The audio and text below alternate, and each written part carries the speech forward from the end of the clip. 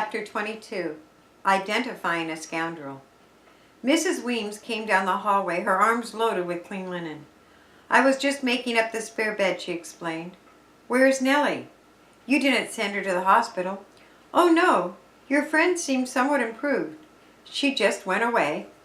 "I don't understand, Mrs. Weems." "Well, I was worried about it," the housekeeper admitted, "but there was nothing I could do. The man claimed to be a relative." "What man?" Penny questioned. "Do you mean Nellie went away with someone?" "Yes, this person came about 15 minutes ago. I was in bed. He kept ringing the doorbell until I dressed and answered it." "Who was the man, Mrs. Weems?"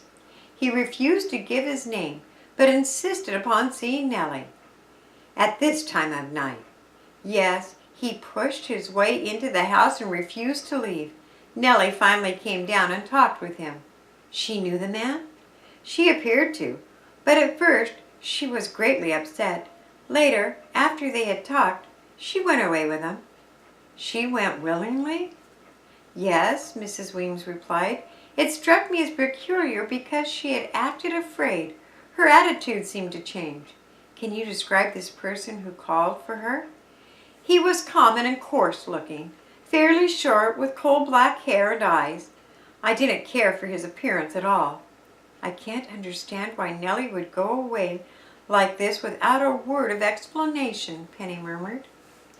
"She left you a note." The housekeeper brought a sealed envelope and gave it to Penny, who quickly scanned the brief message. Nellie had written, "Forgive me for going away without a word of gratitude. It is best for both of us that I leave now. Please do not try to find me." "This does not explain a thing," Penny said, reading the note aloud. "If anything, it leaves the matter in a worse tangle. What could Nellie mean by saying it was best for both of us that she go away? It doesn't make sense." "The poor girl couldn't have been herself." "Did she seem to be in a dazed condition?"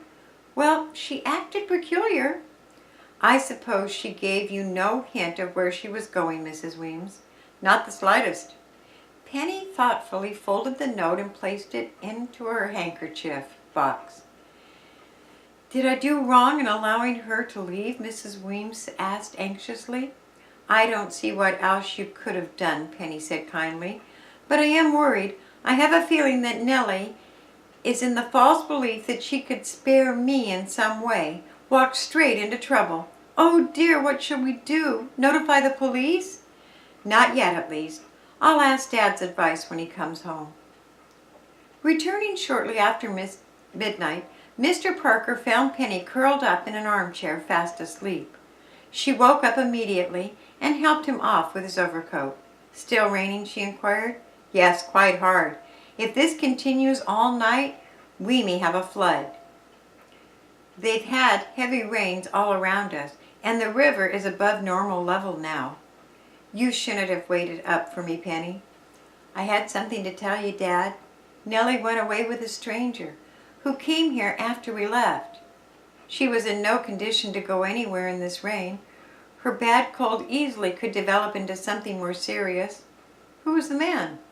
Mrs. Weems couldn't learn. "He claimed to be a relative, but I wonder—" "Aren't you inclined to be overly suspicious?" Mr. Parker smiled. "From what you've told me, Nellie Marble always acts a little queer." "Yes, she did. If I remember correctly, she rebuffed your friendship once before. Since she left our home by choice, I would forget about her." Penny frowned, for she did not agree with her father's viewpoint. She could not believe that Nellie deliberately had intended to repulse her friendship. "Did you learn anything more about Ivan Lavelle?" she inquired after a moment. "I dug up a photograph in the morgue." Mr. Parker removed the picture from his pocket and offered it to Penny.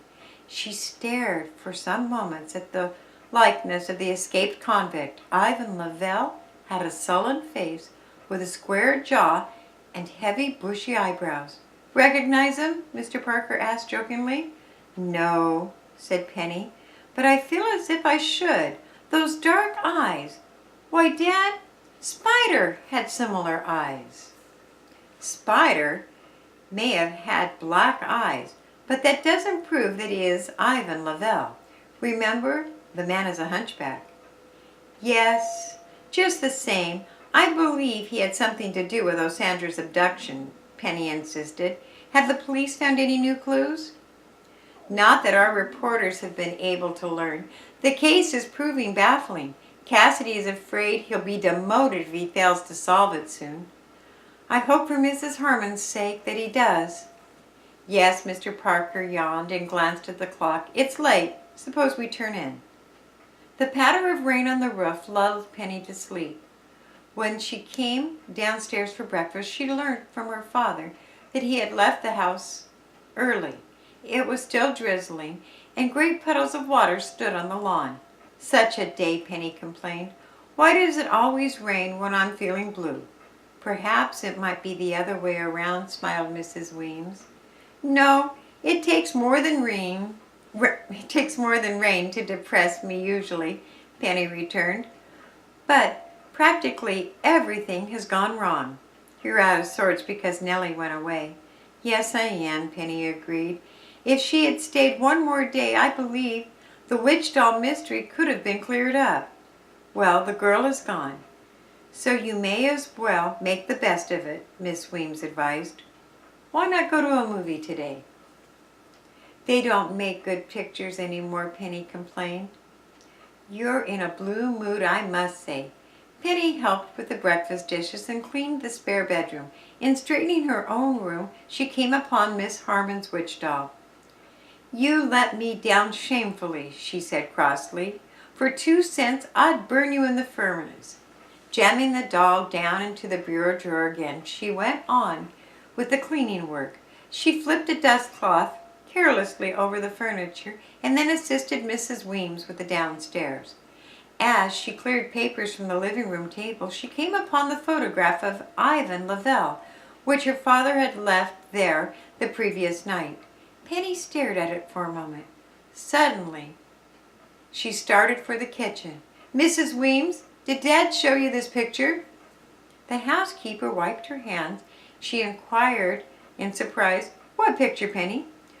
Oh, my latest boyfriend, Penny responded with a return of her old spirit. Just an escaped convict. Disregarding the girl's attempt, did Sally, Mrs. Weems took the picture. One glance at the face of Ivan Lavelle and she uttered a startled cry. Do you recognize him? Penny demanded. Let me take a better look at that picture. Mrs. Weems moved to the window. She studied the photograph for a moment. Yes, I was right, she exclaimed. This is the same man who took Nellie away last night. Do, do, do, do.